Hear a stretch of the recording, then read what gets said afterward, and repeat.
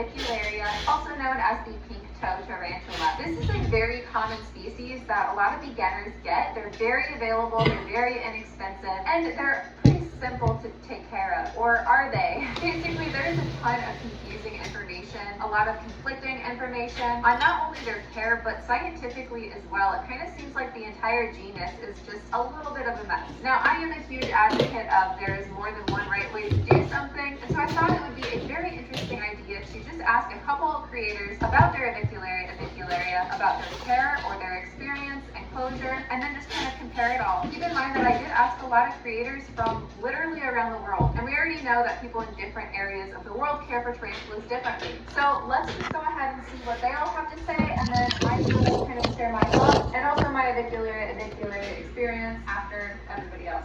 So I don't know, who should we start off with? Who ordered avicularia in the wild? Maybe you did, so let's start. So in 2017, researchers from Brazil have revised the genus Avicularia. You know the changes from that publication, from where we call it versity, now we call it Dana versicolor, for example. But there was also the introduction of morphotypes, or morphs. Now morphs are neither species or subspecies. It's a taxonomically unidentifiable entity, meaning that there is no possibility to identify your avicularia into one of the designated morphs when you can't be 100% certain of the locality of the original collector locality of the avicularia itself, which you almost never can with avicularia specimens in the hobby. So enough systematic references. Throughout the past couple of years, we managed to document various avicularia species in the wild, from Avicularia purpurea and Avicularia hirschi from Ecuador to Avicularia juduensis in Colombia to the one and only Avicularia from Suriname. So the species Avicularia avicularia is very opportunistic and one of the few species of tarantulas which survives well in man-made habitats. So you see them inside and outside of buildings and other structures. They really don't seem to need a tree to live a happy life as long as the climate is okay. Preferably, you still find them on living plants, bushes, or trees, like in this example of an adult specimen living inside and between the palm roots. So do not relabel your avicularia into one of the morphotypes. This has nothing to do with the hobby specimen, and you can't relabel them based on colors alone. If you're interested to learn more about this, check out the US-based Arachnoculture magazine. You'll find a link to download in the description of the video. It's a free download for this free US-based journal. So as with other arboreal tarantulas, they are extremely good in active hunting of flying insects, meaning that they can and will jump onto flying insects to capture them. You can easily learn how as you play with imitating the sound of said insects, like pressing an empty package of chips or anything. So just try it out and have some fun. So 2 minutes are over. I'm out of here, and thanks for having me on this fun collaboration. Hey everybody, my name is Dion, or you may know me from my YouTube channel, Reptiliatus. Thank you, Kat, for having me join you in this exciting collaboration where we talk about avicularia. So I've been keeping this species for a few years now, and they're really cool. I would say they're arguably one of the most sweet and gentle arboreal species you can keep. And I currently have one pink-toe named Princess Fifi. She's my female that I've had for quite a few years. I've even had the pleasure of breeding her and producing slings in the past, and they're just an all-around awesome animal. What's interesting is Fifi actually just molted a little less than a week ago. Otherwise, I would have been happy to do a feeding video to show you guys, but I'm gonna insert a small clip of when she was younger a few years ago to mix it up and let you see how she eats.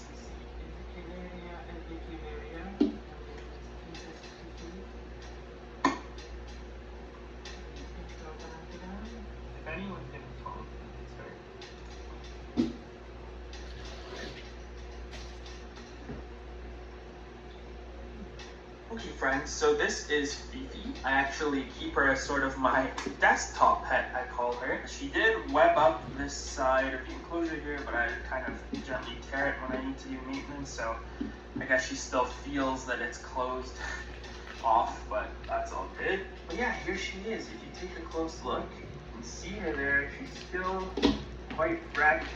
I would imagine that her fangs are now a reddish color. coloration. You can see the old mold is over here. And yeah, they're pretty easy species to keep. This tank has a few branches, some soil for water dishes down here. There's also some live golden pothos in the enclosure, and she just kind of made her web hammock in there. What I like about the Exoteras is they have a decent amount of ventilation up top. One of the big things about this species that can make them a little trickier to keep as slings is that despite the fact they require a decent amount of humidity, they also need a decent amount of ventilation or airflow. So stagnant air is not good for these guys. So balancing it between not letting them dry out, but also making sure they have constant fresh airflow is important, especially when they're little. They become a lot hardier as juveniles and adults. But anyways, we'll leave it at that. Thank you so much for including me, Kat. This was a lot of fun. Hey everyone, Robbie from Robbie's Talking Teas here. Huge shout out and thank you to Tarantula Cat for asking me to be part of this collaboration video. And to all you guys watching, I hope you're enjoying the content. Now the other day, me and Kat was talking and she asked me, Robbie, do you have avicularia? I said, of course I do. What serious hobbyist doesn't have one in their collection? Now here's my avicularia juvenile. It's arboreal setup. Now the enclosure is a very simple one. It's 4 inches by 8 inches and it's a vacuum packed food container because I like to keep the cost down. It contains substrate, sphagnum moss and a piece of cork bark cleaned up on the side. And also, as you can see, it's got plenty of holes for cross ventilation, which is essential for avicularia species. Now, since I've got this, I've been in awe of the species. The things I love about these are their great temperament.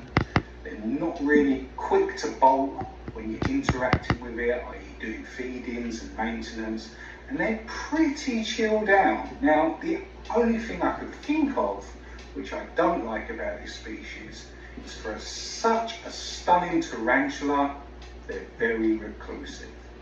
Once they build their little home, you don't see them out too often. Those are the two only things I can really think about that stand out to me when asked this question. Hopefully you enjoyed my answer, and I look forward to seeing everyone else's clips. What's up? I am Richard from the Tarantula Collective, and thank you, Kat, for inviting me to be in this video.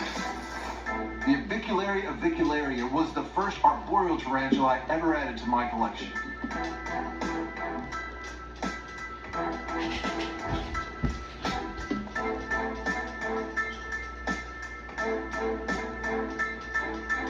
There's been a lot of issues over the years with people debating on exactly how to take care of them. For a long time, the humidity level inside the enclosure was the main focus, but we've learned over time that cross ventilation is much more important than the humidity.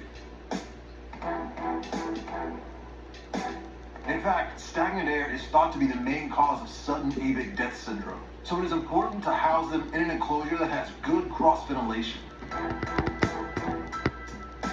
Personally, I use acrylic enclosures or Exotera tall enclosures. I use a large water dish placed at the bottom of the enclosure and provide them with plenty of tall cork bark and plants that they can use as anchors for their webbing and to hide behind. My avics are the most docile arboreal tarantulas I have in my collection. They have type 2 urticating hairs, so they don't kick them at you, but they can rub those urticating hairs off onto your skin by pressing their abdomen up against you. At one time I had 2 or 3 different species of avicularia, but all those species and locales were all reclassified as avicularia. There are now 6 morph types, I believe. Even my avicularia bronchialcin is now considered avicularia.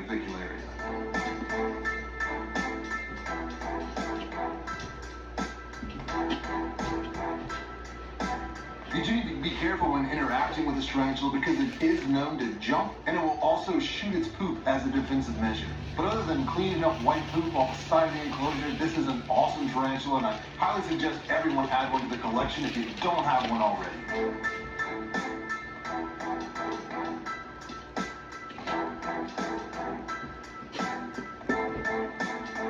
This was a lot of fun. Thanks so much, Tarantula Cat, and I will see you all later.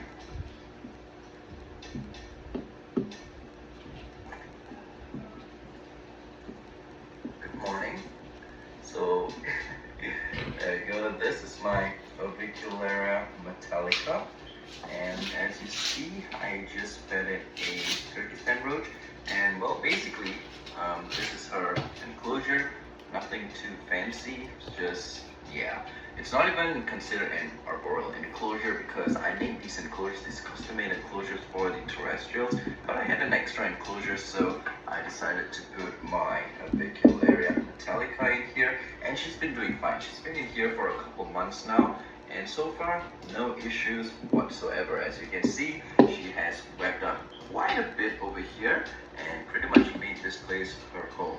And what I think about this species is, well, I think they're really nice. I've kept this girl for, I think since 2017. Yeah, I think I've got this girl since I was in 2015. So I've kept her for a good 4 years, I would say.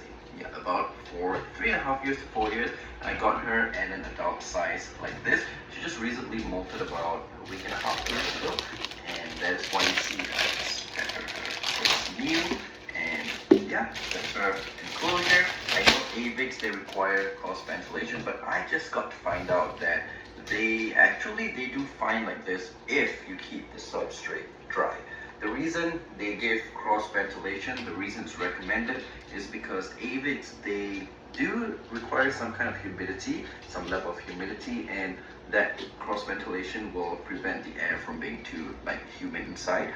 But if you keep it dry, and the reason I keep mine dry is because over here humidity is pretty high. It gets up to about 90% humidity when it's raining, but on average days it's about 75%, I would say, to 80%, which is, I would say, perfect for these girls. Now these enclosures may look terrestrial. Yes, I did say that they are terrestrial, but previously she was in this arboreal enclosure, this acrylic arboreal enclosure. Like I said, I had an extra enclosure, so I put her in that. But if you look at this, okay, this enclosure is about the same height as my so-called terrestrial enclosure. And it's just that this one has just a little bit of substrate, and this one has a little bit more. There's my Rhizopteris striatopes, but essentially they are pretty much the same. It's just that that one looks like a terrestrial enclosure because it is more wide, but essentially they are pretty much still the same, I guess. And yeah, I heard these girls, these AVICs, they live about 12 years as females, and I mentioned I got her around this size about 4 years ago, so I'm assuming she could be around 7 years old. Yeah, so maybe about halfway to go. I also have a few other AVICs in these enclosures. Here's my Avicularia Ecuador, you can see her leg over there, and also my Avicularia species Guyana, which is way back over there. And I've had them all in these enclosures for a couple months, and they've all been doing super well, so yep. Anyways, thanks for watching. That'll be it, just a short video for Kat, and see you in the next video.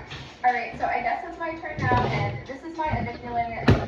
Her name is Calypso, and she was actually my 6th tarantula, so I've had her quite a long time. I've seen her through a couple different molts, and I feel like I have a pretty good idea of how to care for her, and so I'm just going to share what I've done pretty much this whole time. Now, I know that cross ventilation gets mentioned a ton, and I actually got her at a pretty decent size. I think she was about 3 inches, so when I first got her, I actually put her in this enclosure, and she's been in this enclosure ever since. Now, I have redone the enclosure a couple times, and I haven't shown you it for a while. It's been a minute. So this is her enclosure now. So what I really like about the exoteras is that there's ventilation here at the bottom, there's ventilation at the top. You have 2 different ways to get inside. What I really like about her enclosure is that I've actually been able to get this water dish up here. This was actually given to me from tarantula cribs, and I've never thought to use the water dish up on the side of an enclosure, but it actually works out really well because she's arboreal, so it would make sense that she would want her water dish up there since she doesn't really go on the ground much at all. As you can see, she's already hiding. That's kind of what she does all the time. This is her spot to be up here.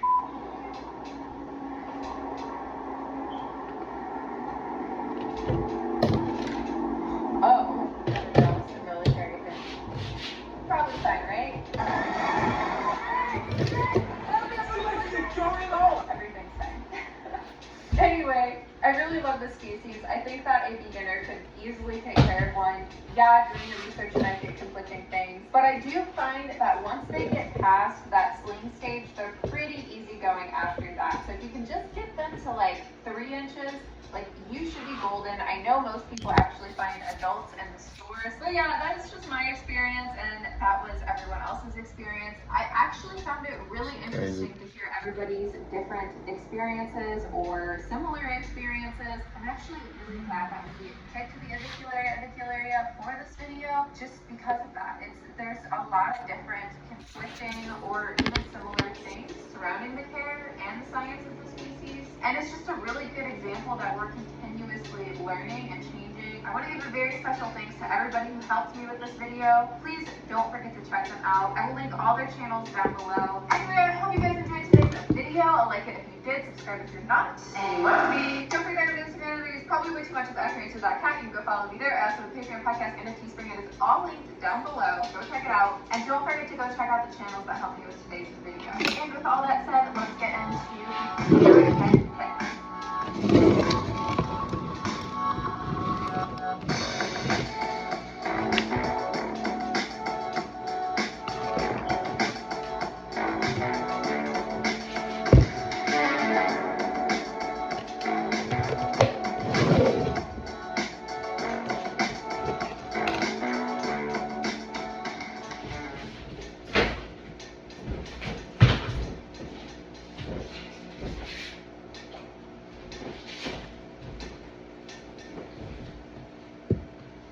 So I'm going to show you, I'm going to tap her back leg.